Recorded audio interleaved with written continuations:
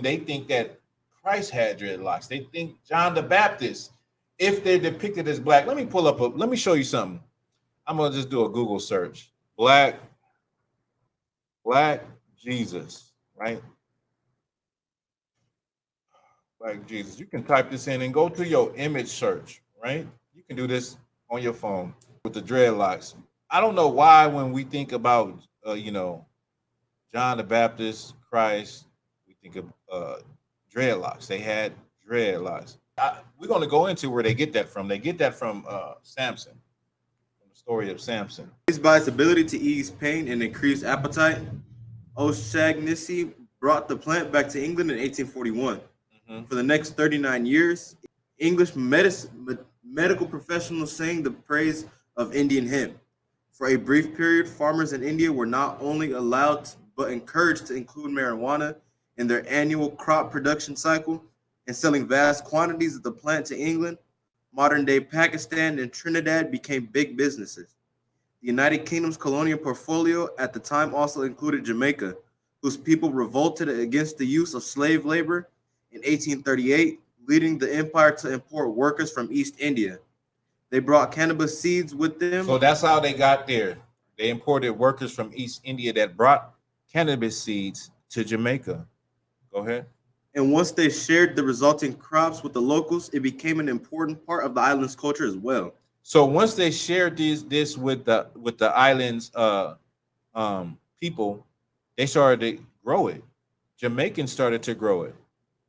Once the Indian immigrants shared the seeds, they started to grow that ganja in Jamaica. Right. Go ahead. The Rastafarian religion that sprouted alongside the introduction of marijuana in the 20th century, Jamaica was actually not dissimilar from India. So the way that Jamaicans worship, the Rastafarian movement, it's really not that different from worshiping Shiva. You could drop that article, but this is not Jamaica that you see on the screen. This is East India, where they blowing big ganja with their dreadlocks and worship to their goddess Shiva. You understand? And worship right there on the right. That's Shiva, their goddess. Sometimes she depicted with a whole bunch of arms. This is where this comes from. So Shiva, from Wikipedia, Shiva is known as the destroyer within the Trimurti, the Hindu trinity, which also include Brahma and Vishnu. In the Shivite tradition, Shiva is the supreme lord who creates, protects, and transforms the universe. In the goddess-oriented Shakta tradition, the supreme goddess Devi is regarded as the energy and creator power, Shakti, and the equal complementary partner of Shiva. Shiva is one of the 5 equivalent deities in, I cannot say that, Panchatya Puja of the Smarta tradition of Hinduism. So Hindus came to Jamaica, and you got Rastafarianism. Rastafari. Give me Jeremiah 10 and 2. The book of Jeremiah, chapter 10, verse 2. Thus saith the Lord, learn not the way of the heathen. The Lord said to learn not the way of the heathen. Anybody that is a non-Israelite, if you know your heritage and you know who you are, you know that anything outside of being an Israelite, that is a heathen. And so if you could prove to me, all you brothers and sisters that got dreadlocks, if you can prove to me that your heritage is not of being an Israelite, that you didn't come through the transatlantic slave trade, that your ancestors were not Gadites, they were not, Taino Indians, and they actually were East Indians. If you can prove that point, then hell, you're following your culture. If in fact you are an Israelite, according to the Bible and biblical history, then you are following the ways of the heathen. Point blank. You're following the ways of another nation. I don't care how cool you think you are, how many compliments that you get, how many people says it looks good on you, whatever the case may be, you are not following your heritage. You are not following your culture. Judges chapter 16, verse 13. And Delilah said unto Samson, hither thou hast mockest me, and told me lies. Tell me wherewith thou mightest be bound. And he said unto her, If thou weavest the 7 locks of my head He said, with the if thou web. weavest the 7 locks of my head. Go ahead. Is that verse 13? Come on, come on. You done with the whole verse 13? Come on. He said, if thou weavest the 7 locks of mine head, right? So, like, if you're growing dreadlocks and your hair is just matted, because what happens is you just don't comb it and it just get matted and matted, kind of like this East Indian up here on the left. It just turned into a big brick. They're like a big brick of mold, right?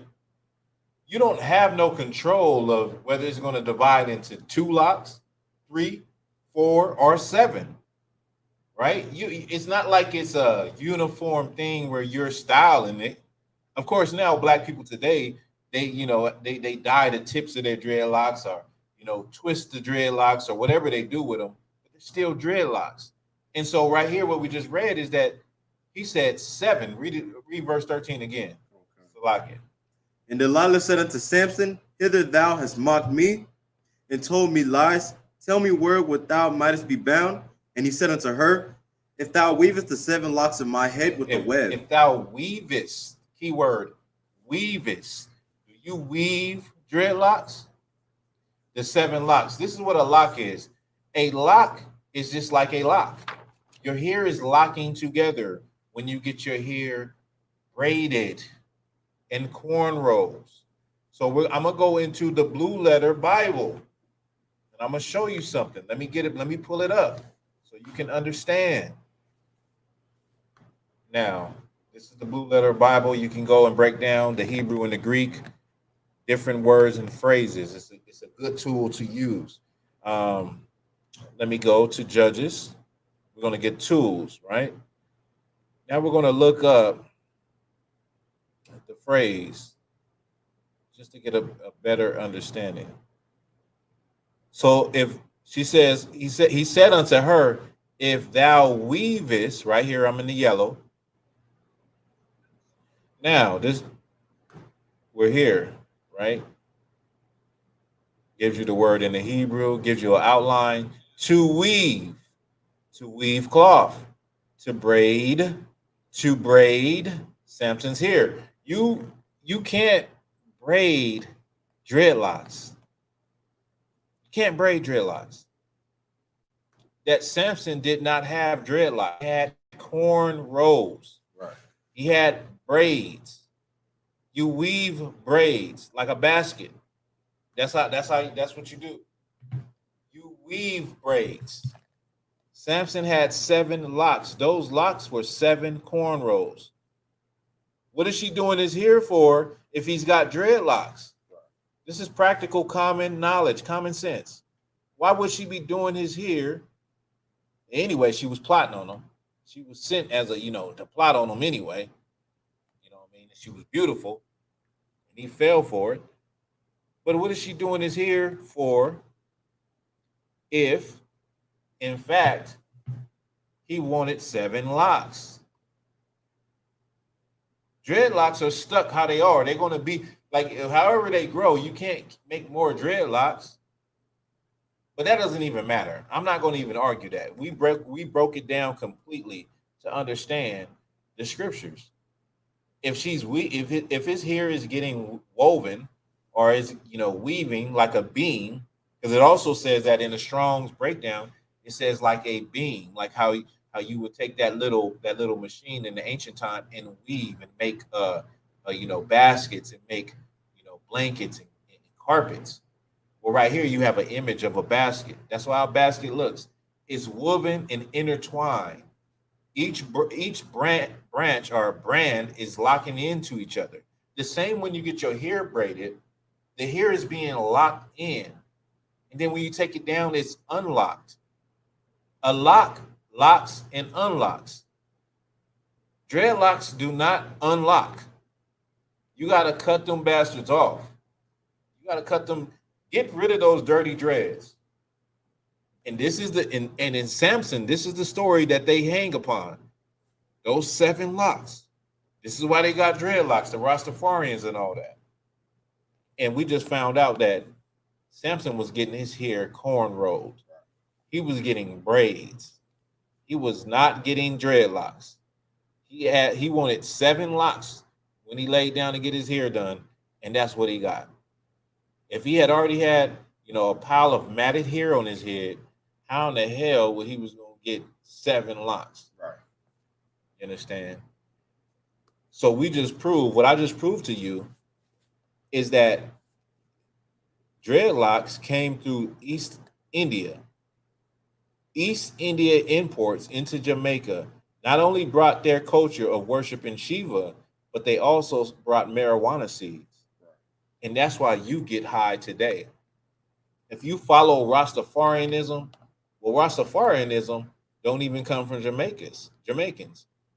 It comes from East Indians. This is the image of the East Indians looking like Snoop Dogg while they worship their god Shiva. This is for all you weed smokers and you Rastafarians. Everybody that thinks that you're escaping reality. You are escaping, but this is what you're going to be surprised by this data. Now, I was just searching, statistics on drugs. What I came across is this study that is dated from 1999 to 2013. The article I was reading was 2016. So we're talking about 7 years ago that this came out. So let's just assume that things are much worse. Drugs people get hooked on. So when you look at the blue, that's the general population who had ever used drugs. Then the orange is the general population who ever became addicted. Especially when I was growing up, a lot of our mothers and fathers was on crack cocaine. And it was not it wasn't a good feeling. They even had a song that came out. It was called Your Mama on Crack Rock. And it was a song. And and black people shamed the hell out of other black people that did drugs. We shamed the hell out of other black people that did drugs, right? And now when you look at these statistics, I want you to pay attention to something. Marijuana is 4.1% of people who get hooked on it. They get hooked on it. But guess what's under marijuana? Cocaine, anti-anxiety drugs, and heroin. These are considered hard drugs, and people get addicted to marijuana at a higher rate than cocaine. So guess what? If you are hooked on marijuana, you, in essence, are the new crackheads. You are the crackheads of the millennium. You millennials and you Gen Zs, you are the new crackheads. You're not smoking crack. You're smoking marijuana. You're smoking weed. And guess what? They're also lacing marijuana with small traces of fentanyl. So you are the new and improved crackhead.